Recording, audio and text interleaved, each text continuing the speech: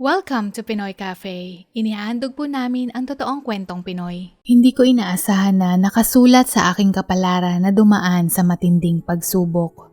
Si Lorene na naging kasintahan ko ng 10 taon. Bago ko siya naging misis ng mahigit 10 taon, ay tuluyan na niya ako at ng mga anak namin na iniwan kami. Unahan ko na po kayo, hindi po siya sumama sa ibang lalaki o nagloko. Siya po ay sumakabilang buhay dahil sa kanyang sakit na cancer. High school sweetheart kaming dalawa at dito nagsimula ang aming pagmamahalan hanggang sa inabot ng 2 dekada. Ang misis ko ay legal na ampon ng kanyang mga magulang. Nagdesisyon silang mag-ampon dahil kahit ilang taon na nilang sinusubukang mag-anak pero hindi sila nagtatagumpay. At dito nila nakilala si Lorene na 2 taong gulang noon nang siya ay inampon. Ang kanyang adoptive parents hindi itinago ang kanyang sitwasyon. Ngunit sa hindi inaasahang pangyayari, 7 taong gulang na noon si Lorene nang matuklasan ng kanyang kinikilalang ina na nabuntis siya ng halos malapit ng mag-40 ang kanyang edad at biniyayaan sila ng anak na babae. Kahit na nagkaroon sila ng anak, hindi nagbago ang trato ng kanyang mga magulang kay Lorene. Kaya naman ito ay labis na nagpapasalamat dahil nagkaroon siya ng pangalawang tahanang tanggap siya, minahal, inaruga at napabilang sa isang pamilya. Kahit na nung magkasintahan kami, hindi niya inilihim sa kanyang mga magulang ang tungkol sa akin. Sa katunayan, bago ko siya niligawan, sinabi niya sa akin na kung magpapaalam muna ako sa kanyang mga magulang at bigyan ako ng pahintulot kung maaari ba akong manligaw sa kanya at kung pumayag ang mga ito, tsaka siya papayag na manligaw ako. Sinabi niya sa akin na pinapahalagahan niya ang magandang trato ng kanyang mga magulang kaya ayaw niyang gumawa ng anumang ikasasama ng loob o sakit ng ulo sa mga ito. Dahil kung hindi dahil sa kanila, hindi niya mararanasan na makakain ng mahigit pa sa 3 beses sa isang araw. Merong sariling gamit, mga damit, kumpleto sa mga gamit sa eskwelahan at nakakapag-aral sa pribadong paaralan. At kung hindi dahil sa kanyang mga magulang, maaaring hindi rin kami pagtatagpuin ng tadhana. Bukod sa kanyang taglay na kabutihang puso, bait, masunurin, siya din ay masipag mag-aral at isa sa mga nangunguna sa aming klase. Kaya mas lalo akong nahulog sa kanya dahil sa kanyang katangian. Nung sinabi niya sa akin na kailangan kong magpaalam sa kanyang mga magulang, hindi ako nagdalawang isip na gawin ito dahil alam kong hindi ako magsisisi kung siya ang aking maging kasintahan. Sinabi niya sa akin na mababait naman ang kanyang mga magulang. Pero hindi ko maiwasang kabahan nung dumating ang araw na ipinakilala niya ako sa mga ito. Maganda ang bahay ng kanyang mga magulang, 2 palapag, nasa loob ng isang subdivision na merong katamtamang laki ng hardin. Sa kanilang hardin din nila ako pinatuloy at doon ko nakita ang kanyang mga magulang. Pagpasok ko sa kanilang bahay, matinding pawis ang aking mga palad. Marahil balisa ako dahil hindi ko alam kung papayagan ba nila ako na manligaw sa kanilang anak. Pero nandoon na ako, wala nang atrasan. At kapag umatras ako, magmumuka akong duwag kaya kailangan kong panindigan ang gagawin ko. Ma, pa, si Lucas po, kaklase ko. Panimulang bati ni Lorene. Halika iho, maupo ka. Sambit ng mama niya. Magandang araw po sa inyo. Ma'am, sir, salamat po sa pag-imbita sa akin. Sagot ko na halata sa boses ko na medyo kinakabahan. Pag-upo ko, nakailang beses akong pahid ng aking kamay sa aking pantalon dahil pinagpapawisan ito ng matindi. Hinalok nila ako ng sandwich at juice. Sa sobrang kaba ko, hindi ako makakain kaya naman juice na lamang ang ininom ko. Nung tinanong ako ng papa ni Lorene ng, "Iho, balita ko nais mong manligaw," wika niya. Bago ako sumagot, Nilunok ko ang lahat ng laway ko.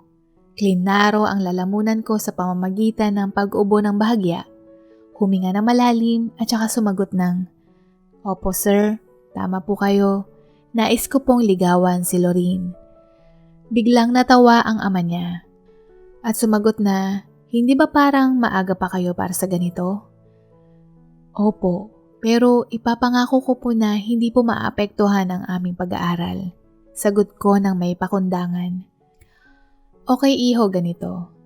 Dahil second year pa lang kayo, and I admire your bravery and honesty, why don't you wait sa senior high school? If your feelings didn't change, yes, I will let you court my daughter. Hope you understand. Hindi pa napapanahon. Napakabata niyo pa." Malumanay na sagot ng kanyang ama. Sa totoo lang, inaasahan ko na ito, pero naiintindihan ko naman. Marahil kung mga magulang ko din iyon, o sino mang mga magulang, ganoon din ang gagawin. Kaya hindi ako tumutol. Ang mahalaga, na ipakita ko kay Loreen ang aking sinseridad at seryoso sa aking nararamdaman. Matapos noon, tinanong ako ng kanyang ama kung ano ang gusto ko maging paglaki at kung meron na akong ideya na nais kuning kurso sa kolehiyo. Bukod doon, meron din binigay na payo at mga pangaral ang ama ni Loreen upang kami ay hindi magkamali at magtagumpay sa buhay. Matapos kong dumalaw sa tahanang iyon, hindi man ako nagtagumpay, nabigyan pa din ako ng pag-asa na maihayag ang damdamin ko. Kaya naman handa akong magintay na dumating ang panahong iyon. Kasabayan nito, habang nagiintay ako na dumating na kami ay maging 4th year high school, binigyan ako ni Loreen ng inspirasyon upang mag-aral din ng mabuti. Sa katunayan, kahit hindi ko pa siya pwedeng ligawan, kami ay naging magkaibigan. Hindi man kami opisyal na magkasintahan, meron na kaming pagkakaintindihan. Mga bagay na kahit hindi gamitan ng salita, alam namin ang ibig sabihin. Kontento na ang puso ko sa ganito at nahahalata ko ding siya ay may gusto sa akin, kaya hindi ko ito sinayang. At nung dumating ang araw na kami ay nasa huling taon ng sekundarya at sa pangalawang pagkakataon, hinarap kong muli ang kanyang mga magulang at nagpaalam akong muli na nais kong ligawan ang kanilang anak. Sa pagkakataong ito, binigyan nila ako ng pahintulot na gawin ito. Sa loob lamang ng ilang buwan, sinagot ako ni Loreen at opisyal kaming naging magkasintahan. Gayunpaman, kapag kami ay nagde-date, kasama namin minsan ang kanyang ina o hindi kaya ang kanyang pamilya. At kung lalabas man kaming dalawa, kailangan siya ay nasa bahay bago pa pumatak ang 6:00 ng gabi. Sa bawat araw na lumilipas, mas lalo akong napapamahal sa kanya, kaya naman nung kami ay nagkolehiyo, sinundan ko din siya kung saan niya nais mag-aral upang hindi kami maghiwalay. Nung nagsimula na kaming mag-aral ng kolehiyo, nasimulan din naming pag-usapan ang aming kinabukasan. Kung anong plano namin at sa pagkakataong ding ito, dito ako nagdesisyon na siya na ang babaeng nais kong pakasalan at makasama habang buhay. Nung tinanong ko si Loreen kung pareho ba kami ng iniisip, natuwa ng labis ang puso ko na malaman na maging siya, ako ang nais niyang makasama habang buhay. At sa paglipas ng panahon, nakuha ko din ang approval ng kanyang mga magulang. Pareho naming tinupad ang mga pangako namin sa aming mga magulang. Kami ni Loreen ay nagtapos ng pag-aaral. Dahil nais ko kaagad makaipon ng salapi, nagdesisyon akong mangibang bansa kahit na hanggang 3 o 5 taon upang kami ay makapag-ipon at maibigay ko ang magandang buhay sa kanya at sa aming pamilya sa hinaharap. Nagtrabaho din siya habang ako ay nangibang bansa. Dahil parehas kaming abala, hindi namin namalaya na mabilis na lumipas ang panahon at nakayanan namin ang 5 taong magkahiwalay. Dito na ako nagdesisyon na bumalik sa ating bansa at kami ay ikinasal sa araw ng aming ika-10 anibersaryo bilang opisyal kaming magkasintahan. At sa araw na ding ito, kami ay nag-isang dibdib at opisyal na kaming kasal. Nais ko mang manirahan sa ibang bansa, ngunit hindi sumang-ayon si Lorene dahil hindi niya maiwan ang kanyang mga magulang.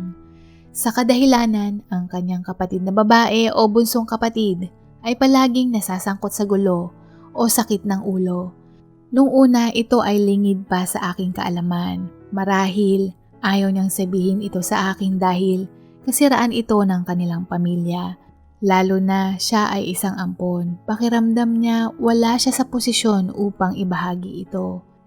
Hindi lang iyan, napag-alaman ko din na madalas si Lorene ang sumasalo kahit batid ng kanyang mga magulang na hindi ito totoo. Gaya ng isang beses nung kami ay nag-aaral pa sa kolehiyo. Natagpuan ng kanyang mga magulang sa loob ng bag ng kapatid niya ang isang kaha ng sigarilyo. At nung kinompronta ito, agad nitong sinabi na hindi niya iyon pag-aari at ipinatago lamang ito sa kanya ni Lorene. Bagay na hindi niya tinutulan at inaming sa kanya iyon.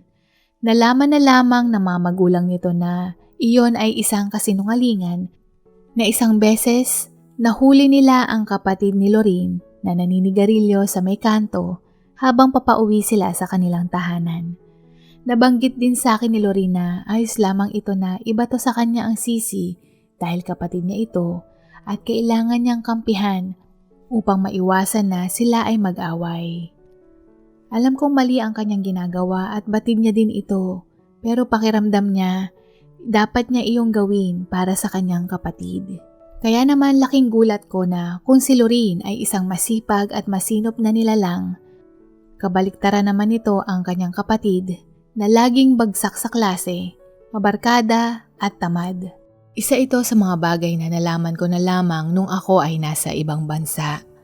Napansin ko na lang sa kanyang boses na may lungkot at pipilitin ko siyang sabihin ito sa akin na madalas niyang sabihin na may pinag-awayan lamang silang magkapatid at ayaw na niyang pag-usapan ito kaya naman hindi ko na siya pinilit. Sa isip ko, simpleng hindi pagkakasundo ng kapatid na gaya ng nangyayari sa kapatid ko. Hanggang siya na mismo ang nagsabi sa akin ng mga nangyayari gaya na lamang ng sigarilyo. Simula daw ito nung nag-aral ng sekundarya at napabarkada at mas lalo itong lumala. Sa kabila ng mga hinaing niya sa kanyang kapatid, ang tanging magagawa ko lamang ay maibsan ang kanyang mga alalahanin.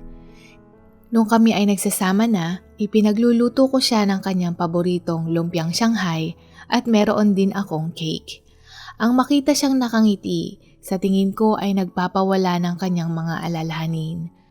Batid kong mas lalong nabawasan ang kanyang mga alalahanin hingil sa kanyang kapatid noong oras na mabalitaan namin na siya ay nagdadalang tao, na naging ganap na buo ang aming pamilya. Nakita ko siyang naluha nung una niyang mahawakan sa kanyang bisig ang aming munting prinsipe at nagsalita siya ng, ganito pala ang pakiramdam, nag-uumapaw ang pagmamahal at niyakap ko silang mag-ina. Masaya at maayos ang takbo ng aming buhay. Ganoon din ang negosyong inumpisahan ko nung kami ay nagsimulang nagsama.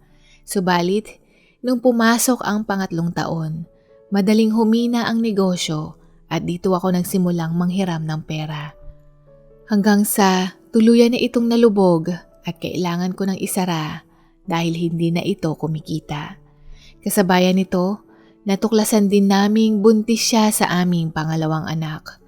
Labis akong nag-aalala dahil bukod sa naluging negosyo, maraming nahiraman at buntis ang misis ko. Nagkasabay-sabay ang aming gastusin. Nakahanap naman ako ng trabaho pero matinding paghihigpit ng sinturon ang aming ginawa. Lalo na sa halaga na kailangan naming bayaran. Nung nanganak si Lorene, nagdesisyon siyang magtrabahong muli upang ang kanyang kikitain ay magamit naming panggastos. At yung kita ko naman ay gagamitin namin sa mga nautangan namin upang unti-unti namin itong mabayaran. Maraming taon ang binilang bago namin ito nabayaran lahat. Hindi ko mapigilang mawasak ang puso ko noong mga panahong iyon na hindi ko man lang mabigyan ng birthday party ang mga anak ko, na hindi kami nakakakain sa labas o kahit pasyal. At ang masakit pa dito, si Lorene ay nagtatrabaho para sa amin at tumutulong din sa negosyo ng kanyang kapatid. Sa mga taong lumipas, wala akong ginawa kundi magkandakuba at walang araw na lumilipas na ako ay nagdadasal na sana ay malampasan namin itong hirap na ito. Hindi ito ang buhay na inimahe ko para sa pamilya ko. Hindi ko mapigilan mapaluha minsan sa tuwing ako ay naliligo kung bakit ako o kami binigyan ng ganitong pagsubok. Lalong nadudurog ang puso ko sa tuwing nakita ko si Lorene minsan na natutulog at napansing meron na siyang puting buhok at nagsisimula ng magkaroon ng linya ang kanyang muka. Pakiramdam ko, ako ang may kasalanan kung bakit pati siya ay naghirap. Hindi ko man lang siya mabilhan ng mga mamahaling bag, magagandang damit o mga bagay na dapat ay siya ay nabubuhay Reyna. Pero ito siya, bukod sa abala sa pagiging may bahay, nagagawa niya ring hatiin ang kanyang oras sa trabaho. Sa aming ika-7 anibersaryo bilang mag-asawa, nais ko siyang bigyan ng magandang gamit. Kaya naman pinag-ipunan kong bilhan siya ng isang magandang bag na nagkakahalaga na hindi pa lalampas sa 3,000 piso. At siya ay sinorpresa. "Mahal, happy anniversary!" wika ko. Nakita ko ang kanyang mga mata na nanlaki at ang unang sinabi niya, "Ha? Ano to?" At binuksan niya ito at nagpatuloy. "Magkano ito? Hindi ko naman kailangan ng ganitong kamahal na bag, lalo na hindi pa tayo tapos magbayad ng utang. Pwede mo ba itong ibalik? Pero mahal, wala ka nang ginagamit na bag. Yung gamit mo may sira na at kupas na." Sagot ko, "Salamat mahal pero may utang pa tayo. Kailangan natin magtipid. Kapag nakaraos tayo, hindi kita pipigilan na regaluhan ng mga gamit na nais mong ibigay sa akin. Ako nga, tingnan mo, ang naibigay ko sa'yo, 3 pares ng medyas. Kasi nakita ko na butas na ang mga ito. Kaunting tiis na lang mahal, makakaraos din tayo. Kapit lang." Wika niya ng malumanay. "Pero mahal," sinubukan kong muling magpaliwanag. "O kaya, ibili na lang natin ito ng gatas ng mga bata." Wika niyang muli. Nais ko man siyang kontrahin. Sinunod ko na lamang ang kanyang nais. Para akong sinampal sa hirap nung marinig kong sinabi ng misis ko na kung maaari itong ibalik. Pakiramdam ko, wala na akong nagawang tama. Hindi maalis sa isip ko na hindi kaya sumagi sa isip niya na nagkamali siya ng lalaking pinakasalan. Subalit, tama siya. Kailangan naming mabayaran lahat ng kailangan naming bayaran. Dahil kung hindi kami makakaalis sa sitwasyong ito.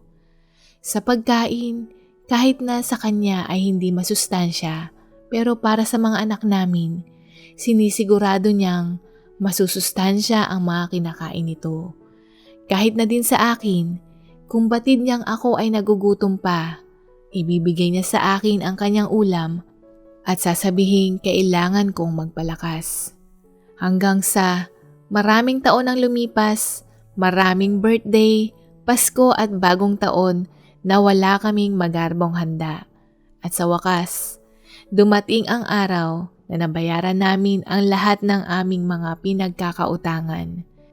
Sa pagkakataong ding ito, ang bunso kong anak ay 10 taong gulang. Tandang-tanda ko iyon araw ng Miyerkules. Kakatanggap ko pa lang ng sinahod at nabayaran ang pinakanatitirang halaga na utang ko.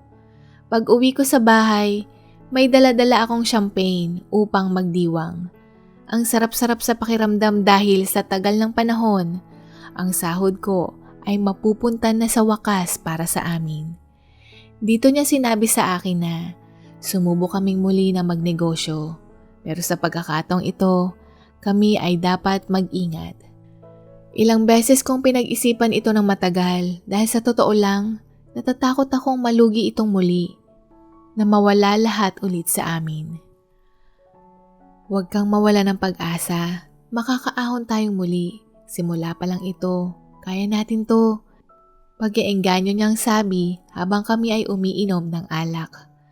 Sumubok kaming muli at sa pagkakataong ito, inaral kong mabuti, nagsiyasat at naging maingat sa negosyong nais naming itayo. Pero wala pa tayong ipon pagtanggi ko. Gasino na lang ang 1 taon. Kung nagawa nating bayaran ng utang, magagawa din nating makaipon. At habang nag-iipon tayo, pumili tayo ng magandang negosyo na pwede nating pasukin. Paliwanag niya. Talagang napakaswerte ko. Hindi ko alam kung anong gagawin ko kapag nawala ka, mahal ko.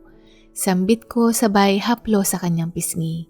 Natuklasan ko ang tungkol sa mga produktong mga hindi nabenta. May kaunting depekto at mga lumang style na sapatos o damit na pinapa-auction ng bulto-bulto. At pwede namin itong ibenta sa bagsak presyo, lalo na sa mga taong nangangailangan. Nakakuha kami ng pwesto sa palengke at naging patok ito sa mga mamimili doon. At sa loob lamang ng 1 taon, nakalipat kami sa isang mas malaking pwesto na halos kalahating sukat na ng isang bodega. Dito nagsimula na unti-unti na kaming nakakaraos. At sa isip ko, eto na,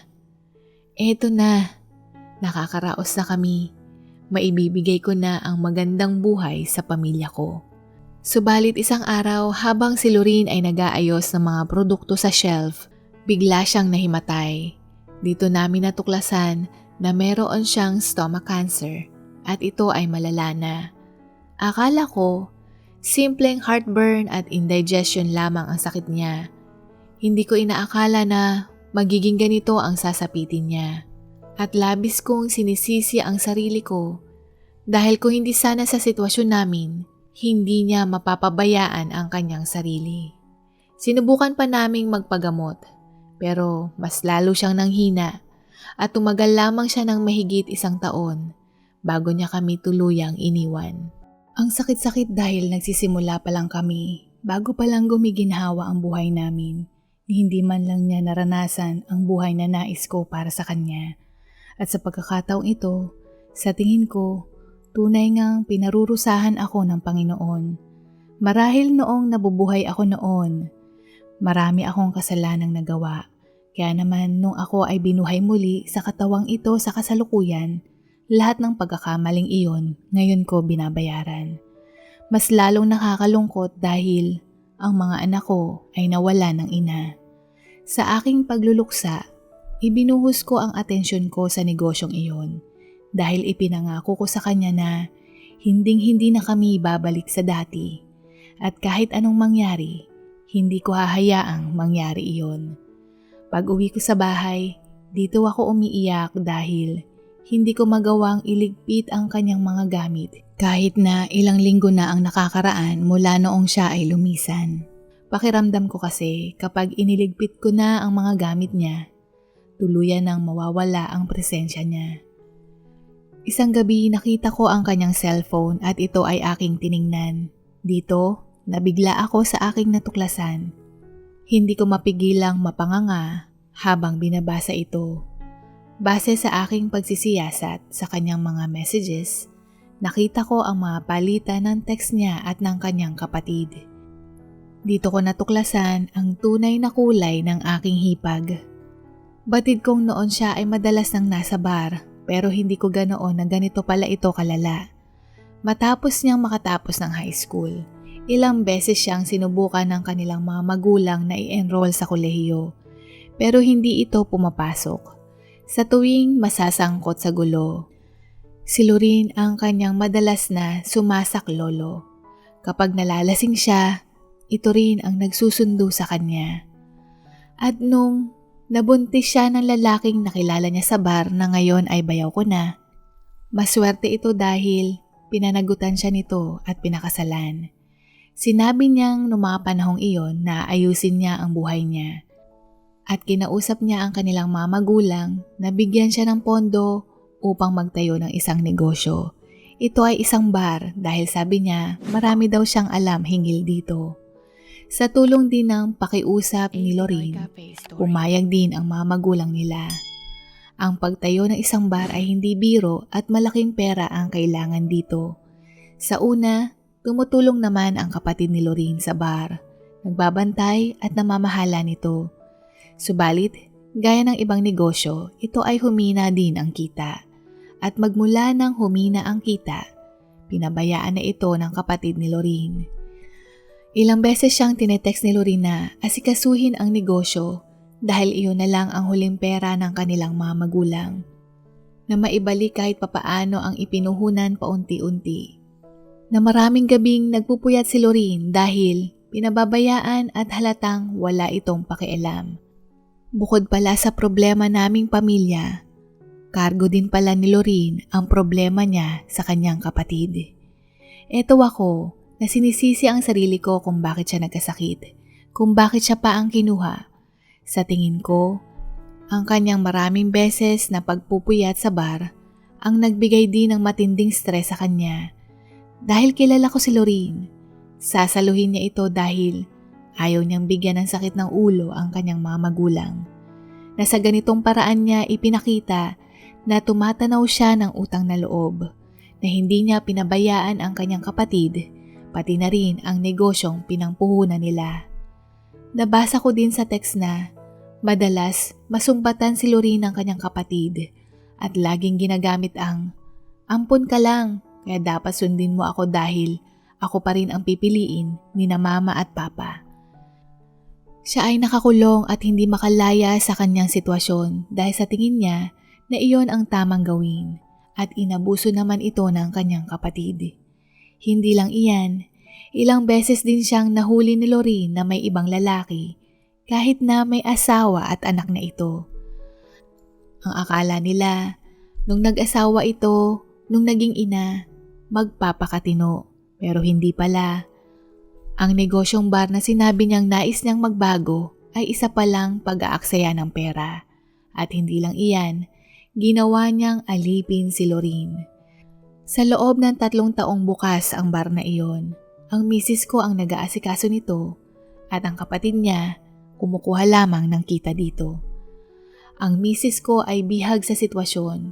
Ito ang sinapit niya. Mas malala pa ang problemang ibinato ng kapatid niya sa kanya.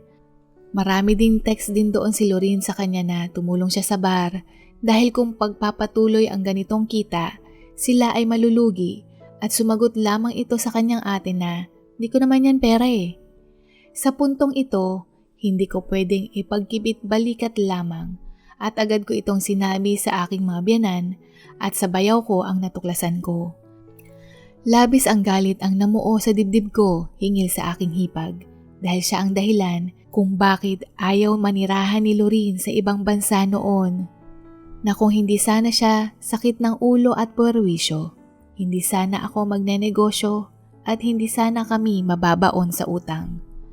Nagtungo ako sa bahay ng biyanan ko at nakipagkita sa mga ito kasama ang mister ng kanyang kapatid. Dito ko isiniwalat ang mga natuklasan ko. Biglang napahagulgol ang biyanan kong babae dahil hindi niya akalain na ganoon pala ang sitwasyon ng magkapatid. Nadurog ang kanyang puso nang mabasa niyang, "Oy Lorene, gawin mo yung pinapagawa ko sa'yo. Wala kang karapatang magreklamo dahil ampon ka lang." Hindi niya maimahe ang nararamdaman ni Lorene sa ganitong trato sa kanya ng kanyang kapatid. Ang biyanan kong lalaki humingi sa akin ng paumanhin. Ang buong akala nila pati ng mister nito na siya ang namamahala ng bar. Pero laking gulat nila na si Lorene din pala ang gumagawa nito. At humingi din ng tawad ang mga biyanan ko sa bayaw ko dahil meron itong ibang lalaki. At sinabing hindi sila tututol kung magdesisyon itong hiwalayan siya. Tama na ang kalabisang ito, sambit ng biyanan kong lalaki. Nung dumating ang hipag ko, nakatawang sinabi na, "Oh, anong meron at may pagtitipon?" "Wala kang kwentang anak. Hindi ko alam kung bakit ibinigay ka pa sa amin ng Diyos," sambit ng ama nito. "Bakit? Anong ginawa ko?" Pagtataka nitong tanong. "Magmula ngayon, magsarili ka. Yung bar, ibinenta ko na kahit pa ito palugi at magmula ngayon, hindi na kita kikilalaning anak." Dagdag ng biyanan kong lalaki. "Pa, negosyo ko yun. Bakit mo kukunin sa akin?" At anong pinagsasabi niyong hindi niyo ako kikilalaning anak? Ako lang naman ang nag-iisa niyong anak. Sagot nito. Lahat kami ay nagulat nang biglang sampalin siya ng kanyang ama. Negosyo? Anong sabi mo? Negosyo? Hanggang dito na lang ang kasinungalingan mo. Galit nitong sambit, sabay ipinakita ang lahat ng text messages sa cellphone ni Lorene. Maraming beses kang pinakiusapan ng ate mo. Ilang beses kanyang pinagtakpan, kinampihan at tinulungan. Tapos, ang kapal na mukha mong sabihin na ikaw lang ang nag-iisang anak namin.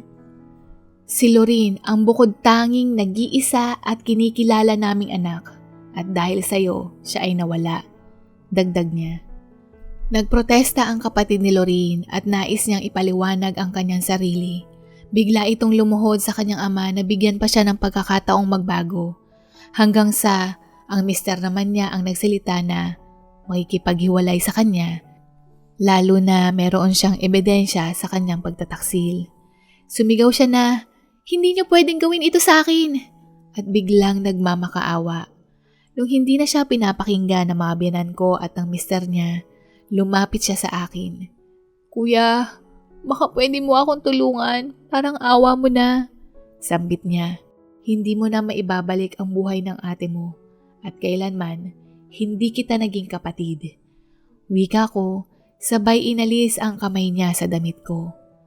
Pinalaya siya sa bahay, hiniwalayan siya ng kanyang asawa, at ang mga biyanan ko ibinenta ang bar. Hindi man nila nakuha ng buo ang puhunang inilabas nila, kahit kaunti meron namang bumalik. Matapos ang pangyayaring iyon, malungkot pa din ang puso ko. Pero gumaan ang bahagya dahil nabigyan man lang ng hustisya ang pagmamalupit, pang-aapak ng kanyang kapatid sa kanya.